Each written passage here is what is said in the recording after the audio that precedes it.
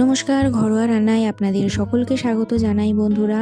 আজকের চলে এসেছি আবার নতুন একটি রেসিপি নিয়ে। আজকে রান্না করে নেব চিকেন কারি। হ্যাঁ, সবার খুব পছন্দের এই রেসিপিটি আজকের আমরা বাড়িতে বানিয়ে নেব খুব সহজ পদ্ধতিতে। তো দেরি না করে চলুন দেখে নিই কীভাবে এই মাংসটি বাড়িতে সহজ পদ্ধতিতে রান্না করে নেওয়া যায়। প্রথমে কড়াতে সর্ষের তেল নিয়ে নেব। সর্ষের তেলটা গরম হওয়া অবধি অপেক্ষা করব। সর্ষের তেল গরম হয়ে গেছে, এবার এতে ডুমো করে কেটে রাখা আলুগুলো একে একে ছেড়ে দেব। আলুগুলো ছাড়ার পর একটু নাড়াচাড়া করে নেব। এরপর এই আলুতে দিয়ে দেব একটু নুন, তারপরে দেব হলুদ। আবার ভালোভাবে আলুগুলো নাড়াচাড়া করে নিতে হবে। 5 মিনিট ধরে ভালো করে ভেজে নেব।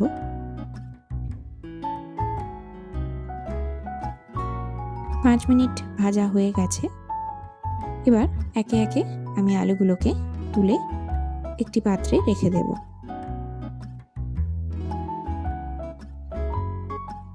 দেখুন, আলুগুলোকে তুলে নিয়েছি। এবার এই তেলে আমি দিয়ে দেব তেজপাতা, শুকনো লঙ্কা, দারচিনি, ছোট এলাচ, গোলমরিচ আর একটু জিরে। এবার কুচিয়ে রাখা পেঁয়াজগুলো আমি তেলের ওপর ছেড়ে দেব। এখানে আমি 3টে মিডিয়াম সাইজের পেঁয়াজ নিয়েছি 1 কিলো মাংসের জন্য। পেঁয়াজটা ভালোভাবে নাড়াচাড়া করতে হবে তেলে। এবার এতে একটু নুন দিয়ে দেব। আবার ভালোভাবে নাড়াচাড়া করে নেব। এবার দেব একটু চিনি। এবার পেঁয়াজটাকে ভালোভাবে ভাজতে হবে 5 মিনিট ধরে। 5 মিনিট পর পেঁয়াজগুলো দেখুন ভাজা হয়ে গেছে। এবার দিয়ে দেব রসুন বাটা। আবার ভালোভাবে নাড়াচাড়া করতে থাকবো।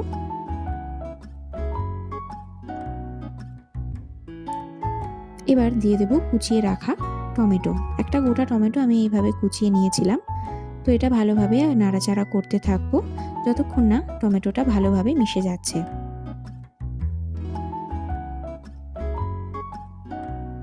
দেখুন, টমেটোটা ভালোভাবে পেঁয়াজ রসুনের সাথে মিশে গেছে। এই পর্যায়ে আমরা কিন্তু মাংসটা দিয়ে দেব। মাংসটা আমি আগে থেকে ম্যারিনেট করে রেখেছিলাম নুন, হলুদ, লঙ্কার গুঁড়ো আর 1 চামচ টক দই দিয়ে। আপনারা চাইলে ম্যারিনেট নাও করতে পারেন, এটা একেবারেই অপশনাল। তো আমি মাংসটা ভালোভাবে নাড়াচাড়া করব।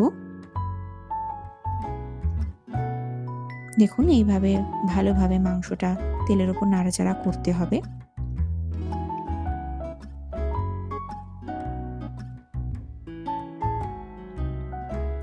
এবার এতে দিয়ে দেব আদা এবং শুকনো লঙ্কা বাটা।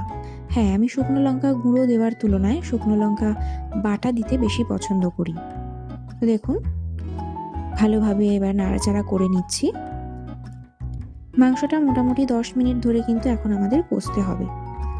এবার এতে দিয়ে দেব নুন, হলুদ গুঁড়ো, জিরের গুঁড়ো, ধনিয়া গুঁড়ো।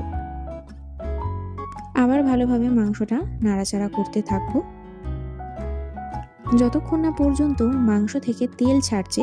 ততক্ষণ পর্যন্ত কিন্তু আমাদের ভালোভাবে মাংসটা কষতে থাকতে হবে। দেখুন, এইভাবে আমরা মাংসটা নাড়াচাড়া করতে থাকবো। দেখুন, মাংস থেকে কিন্তু এবার তেল ছেড়ে দিয়েছে এবং কালারটাও অনেকটা চেঞ্জ হয়ে গেছে। তো আমাদের মাংস কষা কিন্তু কমপ্লিট হয়ে গেছে। এবার আমরা এতে জল দিয়ে দিতে পারবো। দেখুন, আমি একটা পাত্রে জল গরম করে নিয়েছি। এই গরম জলটা আমি মাংসে দিয়ে দেব। মাংসে কিন্তু ঠান্ডা জল একেবারেই দেওয়া যাবে না। ঠান্ডা জল দিলে কিন্তু মাংস ভালো সেদ্ধ হয় না। তো নাড়াচাড়া করে নিচ্ছি। দেখুন, এবার ভেজে রাখা আলুগুলো আমি দিয়ে দেব। আবার ভালোভাবে নাড়াচাড়া করে নেব। জলটা একটু ফুটে উঠলেই কিন্তু আমরা কড়াইতে একটা থালা চাপা দিয়ে দেব। দেখুন আমি একটা থালা চাপা দিয়ে দিচ্ছি 10 মিনিটের জন্য।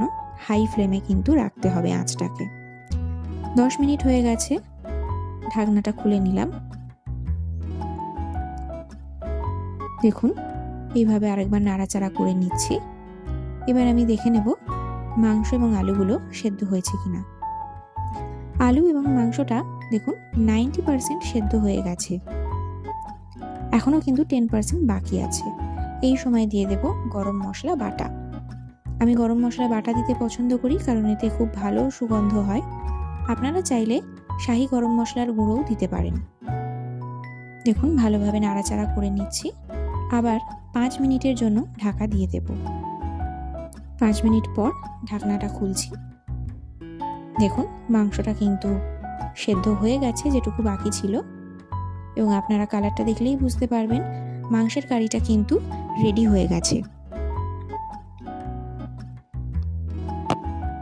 দেখুন মাংসটা কিন্তু রেডি হয়ে গেছে।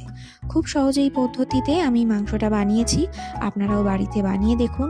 আশা করি আপনাদের এটা ভালো লাগবে। আর আমার এই চ্যানেলটি আপনারা যদি নতুন এসে থাকেন তাহলে অবশ্যই সাবস্ক্রাইব করবেন এবং আমার এই ভিডিওটিতে লাইক এবং কমেন্ট অবশ্যই করবেন।